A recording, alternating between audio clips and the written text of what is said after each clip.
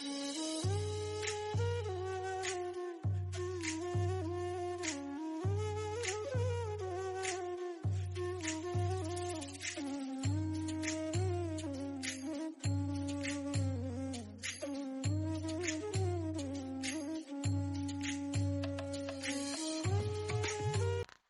10 subject Hindi Surdas के पद इस वीडियो में हम पढ़ेंगे बच्चों। सूरदास जी का पूरा साहित्यिक और जीवन परिचय, साथ में उनके जो पाठ्य पुस्तक में आए हुए 4 पद हैं उनकी व्याख्या। तो आइए चलिए शुरू करते हैं व्याख्या और प्रश्नोत्तर। जीवनी देख लेते हैं सूरदास जी की, जीवन परिचय पढ़ लेते हैं। सूरदास का जन्म सन 1478 ईस्वी में हुआ। इनका जन्म स्थान रुणकता या रेणुका क्षेत्र, जिला आगरा, उत्तर प्रदेश माना जाता है। कुछ विद्वानों ने दिल्ली के निकट सिही ग्राम को उनका जन्म स्थान माना है। सूरदास मथुरा और वृंदावन के बीच गौघाट पर रहते थे। वे महाप्रभु वल्लभाचार्य के शिष्य थे तथा पुष्टि मार्गी संप्रदाय के अष्टछाप कवियों में उनकी सर्वाधिक प्रसिद्धि थी। सूरदास के बारे में कहा जाता है कि वे जन्मांध थे। जन्मांध अर्थात जन्म से ही अंधे। परंतु उनके काव्य में प्रकृति और श्री कृष्ण की बाल लीलाओं आदि का वर्णन देखकर ऐसा नहीं प्रतीत होता है कि वे जन्मांध थे। सन 1583 ईस्वी में सूरदास की मृत्यु हो गई। सूरदास की 3 प्रमुख रचनाएं हैं, सूरसागर, सूरसारावली और साहित्य लहरी। तो इनकी साहित्यिक विशेषताएं देख लेते हैं। पहली विशेषता है इनकी, सूरदास सगुणोपासक कृष्ण भक्त कवि हैं। उन्होंने कृष्ण के जन्म से लेकर मथुरा जाने तक की कथा और कृष्ण की विभिन्न लीलाओं से संबंधित अत्यंत मनोहर पदों की रचना की है। श्री कृष्ण की बाल लीलाओं का वर्णन अपनी सहजता, मनोवैज्ञानिकता और स्वाभाविकता के कारण अद्वितीय है। दूसरी विशेषता है कि सूरदास के काव्य में मुख्यतः वात्सल्य और श्रृंगार रस का प्रयोग हुआ है। सूर का अलंकार विधान उत्कृष्ट है, अर्थात उन्होंने अलंकारों का बहुत सुंदर तरीके से प्रयोग किया है। उसमें शब्द चित्र उपस्थित करने एवं प्रसंगों की वास्तविक अनुभूति कराने की पूर्ण क्षमता है। सूर ने अपने काव्य में अनेक अलंकारों के साथ उपमा, उत्प्रेक्षा और रूपक का कुशल प्रयोग किया है। सूर की भाषा ब्रज है। साधारण बोलचाल की भाषा को परिष्कृत कर उन्होंने उसे साहित्यिक रूप प्रदान किया है। उनके काव्य में ब्रज भाषा का स्वाभाविक, सजीव और भावानुकूल प्रयोग है। सूर के सभी पद गेय हैं, अर्थात उन्होंने जितने भी पद लिखे हैं उन्हें गाया जा सकता है। वे किसी न किसी राग से संबंधित हैं। उनके पदों में काव्य और संगीत का अपूर्व संगम है, इसलिए सूर सागर को राग सागर भी कहा जाता है।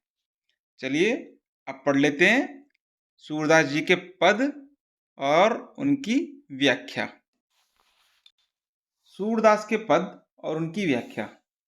पहला पद है, ऊधो तुम हो अति बड़ भागी, अपरस रहत सनेह तगाते, नाहीन मन अनुरागी, पुरीनी पात रहत जल भीतर, तारस देह न दागी, ज्यों जल माहे तेल की गागर, बूंद न ताकों लागी, प्रीति नदी में पाऊं न बूढ़ो, दृष्टि न रूप परागी, सूरदास अबलाहम भोरी, गुर चाटी ज्यो पागी।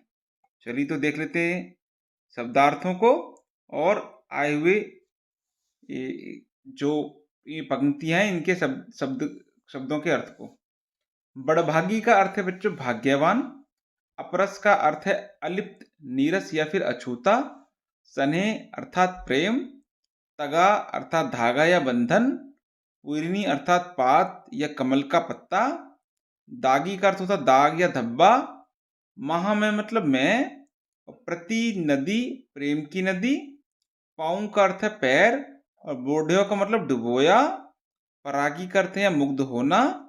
और गुर चाटी ज्यों पागी का अर्थ है जिस प्रकार चींटी गुड़ में लिपटती है उसी प्रकार हम भी कृष्ण के पैर में अनुरक्त हैं। तो संदर्भ देख लेते हैं। व्याख्याए पद हमारी पाठ्य पुस्तक अंतरा भाग 1 में संकलित सूरदास के पद से उद्धृत है। यह पद सूरदास द्वारा रचित सूरसागर के भ्रमर गीत का एक अंश है। प्रसंग देख लेते हैं कि कृष्ण गोकुल से मथुरा चले जाते हैं। इसके बाद स्वयं ने लौटकर उद्धव के माध्यम से गोपियों को संदेश भेजा है। उद्धव ने निर्गुण ब्रह्मा एवं योग का उपदेश देकर गोपियों की विरह वेदना को शांत करने का प्रयास किया है। गोपियां ज्ञान मार्ग की बजाय प्रेम मार्ग को पसंद करती थीं, इसलिए उन्हें उद्धव का नीरस संदेश पसंद नहीं आया। तभी वहां एक भौरा आ पहुंचा। यहीं से भ्रमर गीत का प्रारंभ होता है। गोपियों ने भ्रमर के बहाने उद्धव पर व्यंग बाण छोड़े। इस पद में भी गोपियां भ्रमर के माध्यम से योग का ज्ञान देने वाले उद्धव को उपालंब देती हैं और कृष्ण के प्रति अपने प्रेम की गहराई व्यक्त करती हैं। तो चलिए व्याख्या पढ़ लेते हैं कि गोपियां उद्धव को कहती हैं कि हे उद्धव, तुम बड़े भाग्यवान हो जो तुम्हारा मन प्रेम के धागे से बंधा हुआ नहीं है और मन में कृष्ण के कोई अनुराग भी नहीं। जिस प्रकार कमल के पत्ते जल के भीतर रहकर भी उन पर कोई दाग नहीं लगता और पानी में पड़ी हुई तेल की गगरी को एक बूंद भी नहीं लगती, उसी प्रकार उद्धव तुम भी हो। तुम श्री कृष्ण रूप प्रेम की नदी के पास रहते हो, लेकिन तुम उसमें डूबने से तो रहे, तुम्हारी दृष्टि भी उनके रूप पर मोहित नहीं हुई। सूरदास कवि कहते हैं कि गोपियां स्वयं को भोली मानते हुए कहती हैं, हम तो श्री कृष्ण के प्रेम में इस प्रकार अनुरक्त हैं जैसे गुड़ में चींटियां लिपटती हैं। तो विशेषता क्या है इस पूरे पद की कि गोपियों की वाक्पटुता यहाँ पर दर्शनीय है। गोपियों ने स्वयं को अबला और भोली कहा है। उद्धव पर व्यंग है कि वे कृष्ण के पास रहकर भी उनके प्रेम से दूर रहे, इसलिए उद्धव से दुर्भाग्यशाली कौन हो सकता है। पूरी पात में अनुप्रास अलंकार है, क्योंकि पा शब्द की लगातार पुनरुक्ति हो रही है। ज्यों जल माह तेल की गागरी, गुर चाटी ज्यों पागी में उत्प्रेक्ष अलंकार है। प्रीति नदी में पाऊं न बूढ़ियों में रूपक अलंकार है। और ब्रज भाषा का प्रयोग तो है ही, साथ में वियोग श्रृंगार रस है और छंद पद है। अगला पद देख लेते हैं। मन की मन ही मांझ रही, कहिए जाई कौन पे उधो नहीं, नाही परत कही, अवधि आधार आस आवन की, तन मन विधा सही, अब इन जोग संदेशन सुनि सुनि बिरहिन बिरह दही, चाहती हुती गुहारी जीतही, तै उततै धार बही, सूरदास अब धीर धरिए क्यों मर्यादा न लही। शब्दार्थ देख लेते हैं। आधार का अर्थ होता है आधार, आवन का अर्थ है यहाँ पर आगमन, बिथा का अर्थ है व्यथा, बिरहिनी वियोग में जीने वाली, बिरह दही मतलब विरह की आग में जल रही है, हुती अर्थात थी, गुहारी अर्थात रक्षा के लिए पुकारना, जितही तह मतलब जहां से, उत का अर्थ है उधर वहां, धार का अर्थ है योग की प्रबल धारा और धीर का अर्थ है धैर्य, मर्यादा का अर्थ है मर्यादा या फिर प्रतिष्ठा और न लही मतलब नहीं रही या नहीं रखी। संदर्भ क्या है? व्याख्या पद हमारी पाठ्य पुस्तक अंतरा भाग में संकलित सूरदास के पद से उद्धृत हैं। यह पद सूरदास द्वारा रचित सूरसागर के भ्रमर गीत का एक अंश है। प्रसंग देख लेते हैं। कृष्ण गोकुल से मथुरा चले जाते हैं। इसके बाद स्वयं ने लौटकर उद्धव के माध्यम से गोपियों को संदेश भेजा। उद्धव ने निर्गुण ब्रह्म एवं योग का उपदेश देकर गोपियों की विरह वेदना को शांत करने का प्रयास किया। गोपियां ज्ञान मार्ग की बजाय प्रेम मार्ग को पसंद करती थीं, इसलिए उन्हें उद्धव का नीरस संदेश पसंद नहीं आया। तभी वहां एक भौरा आ पहुंचा। यहीं से भ्रमर गीत का आरंभ होता है। गोपियों ने भ्रमर के बहाने उद्धव पर व्यंग बाण छोड़े। इस पद में भी गोपियां भ्रमर के माध्यम से योग का ज्ञान देने वाले उद्धव को उपालंब देती हैं और कृष्ण के प्रति अपने प्रेम की गहराई व्यक्त करती हैं। व्याख्या देख लेते हैं उपरोक्त पंक्तियों की कि गोपियां उद्धव के ज्ञान योग के संदेश को सुनकर दुखी हो जाती हैं। वे उद्धव से कहती हैं कि हमारी व्यथा तो हमारे मन में ही रह गई, हम अपने दुख को किसी को नहीं कह पाती। हम अब तक इस दुख को इसलिए सह रही थी क्योंकि हमें लग रहा था कि कृष्ण अवश्य ही हमारे पास आएंगे। इस पर भी तुम हमें ज्ञान योग का संदेश दे रहे हो, जिनको सुन सुनकर हम कृष्ण के विरह की आग में और अधिक जल रही हैं। हम इस विरह की अग्नि को शांत करने के लिए जहां गुहार लगा रही थी, उधर से योग की प्रबल धारा बहती चली आ रही है, अर्थात प्रेम की शांत धारा के लिए कृष्ण को पुकार रही थी। लेकिन उन्होंने ही हमारे लिए ज्ञान योग का संदेश भेज दिया है। सूरदास कवि कह रहे हैं कि गोपियां कहती हैं, अब हम किस तरह धैर्य धरें जब कृष्ण ने ही मर्यादा नहीं रखी, अर्थात प्रेम के बदले में प्रेम देना ही मर्यादा की बात होती है। लेकिन कृष्ण ने तो हमारे प्रेम के बदले में हमें योग का संदेश भेजकर प्रेम की मर्यादा को भंग कर दुख दिया है। चलिए, इनमें विशेषता क्या है उपरोक्त पंक्तियों की, कि गोपियों की व्यथा का मार्मिक वर्णन है इसमें। अवधि आधार आस आवन की संदेशनी सुनी सुनी विरहीन विरह धीर दरही में अनुप्रास अलंकार है, क्योंकि यहाँ पर प्रथम जो पहले जो शब्द है उनकी आवृत्ति बार बार हो रही है। संदेशनी सुनी सुनी में पुनरुक्ति प्रकाश अलंकार है। ब्रज भाषा का प्रयोग तो आपको मालूम ही है, वियोग श्रृंगारासर छंद पद है। अगला छंद देख लेते हैं। हमारे हरि हाइल की लकड़ी मन क्रम वचन नंद नंद उर, यह दृढ़ करी पकरी जागत सोवत स्वप्न दिवस निसी, काने काने जकरी सुनत जोग जागत है ऐसो ज्यों करुई ककरी, सूतो व्याधि हमको ले आए देखी सुनी ने करी, यह तो सूर तिन्ही ले सौंपो जिनके मन चकरी। शब्दार्थ देख लेते हैं। हारिल, हारिल एक पक्षी है जो अपने पैरों में सदैव एक लकड़ी लिए रहता है, उसे छोड़ता नहीं है। नंद नंद उर पकड़ी, नंद के नंदन कृष्ण को हमने भी अपने हृदय में बसाकर कसकर पकड़ा हुआ है। जकरी अर्थात रटती रहती हैं। सु अर्थात वह, व्याधि अर्थात रोग पीड़ा पहुंचाने वाली वस्तु, करी अर्थात भोगा, तिन्ही का अर्थ होता है बच्चों उनको, और मन चक्री जिनका मन स्थिर नहीं रहता। तो संदर्भ देख लेते हैं। वही व्याख्या पद हमारी पाठ्य पुस्तक अंतरा भाग में एक में से संकलित सूरदास के पद से उद्धृत है।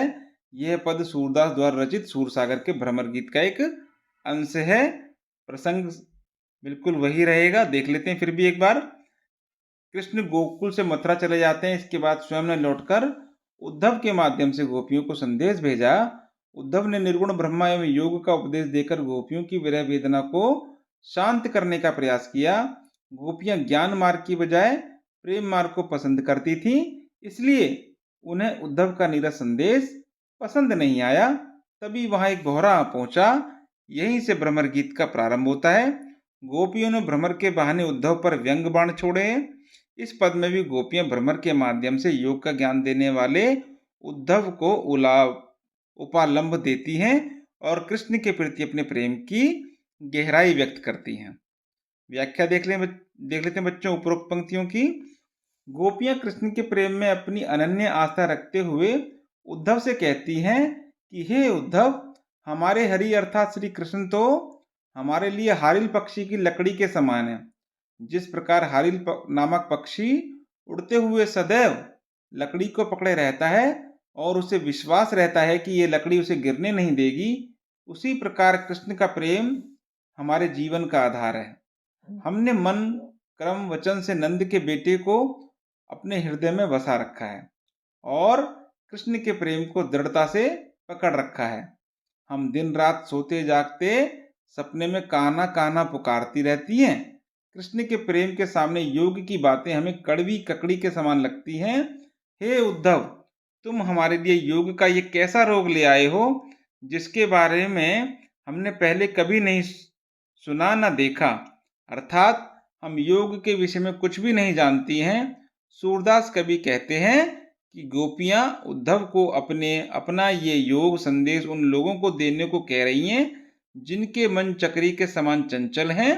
गोपियों का मन तो कृष्ण के प्रेम में स्थिर है। अब गोपियों पर योग के ज्ञान का कोई असर नहीं होगा। विशेषता देख लेते हैं बच्चों उपरोक्त पंक्तियों की। कृष्ण के प्रेम में गोपियों की अनन्य आस्था दर्शनीय है। हमारे हरि हारिल नंद नंदन सोवत स्वप्न करुई ककरी में अनुप्रास अलंकार है। काने काने जकरी में पुनरुक्ति प्रकाश अलंकार है। जिनके मन चक्री में मानवीकरण अलंकार है। ज्यों करुई ककरी में उत्प्रेक्ष अलंकार है। यहाँ पर वियोग श्रृंगारस है। ब्रज भाषा का प्रयोग और छंद पद है। अगला पद देख लेते हैं बच्चों। हरि है राजनीति पढ़ी आए, समुझी बात कहत मधुकर के, समाचार सब पाए। इक अति चतुर होती पहले ही, अब गुरु ग्रंथ पढ़ाए।